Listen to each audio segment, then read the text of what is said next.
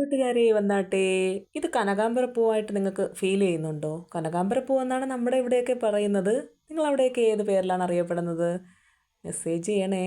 Tissue paper വെച്ച് ഞാൻ മുല്ലപ്പൂ ഉണ്ടാക്കുന്ന വീഡിയോ ഇട്ടിരുന്നു. അപ്പോൾ ചിന്തിച്ചു ടിഷ്യൂ പേപ്പർ വെച്ച് തന്നെ കനകാംബര പൂവും ഉണ്ടാക്കിയാലോ എന്ന്. അങ്ങനെ ഞാൻ കനകാംബര പൂവ് ഉണ്ടാക്കുവാനുള്ള ശ്രമത്തിലായി.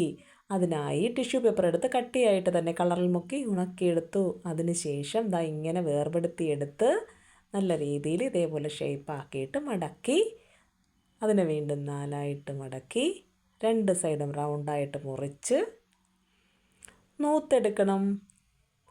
ചെറിയ കഷ്ണങ്ങളായി നമ്മളിങ്ങനെ വേർപെടുത്തുമ്പോൾ ചെറിയ കഷ്ണങ്ങളായി കിട്ടുന്നെങ്കിലും വിഷയമില്ല കേട്ടോ. ഇങ്ങനെ ചേർത്ത് വെച്ചിട്ട് ചുരുട്ടിയെടുക്കുമ്പോൾ നമ്മുടെ പൂവ് തയ്യാർ. മഞ്ഞ കളർ എടുത്തിട്ട് ഇതിൻ്റെ ഞെട്ടിൽ തേച്ച് കൊടുത്താൽ മതി. നമ്മുടെ വിരലിൽ തേച്ചിട്ട് ഇതുപോലെ തേച്ച് കൊടുത്താൽ മതി. വളരെ എളുപ്പമാണ്.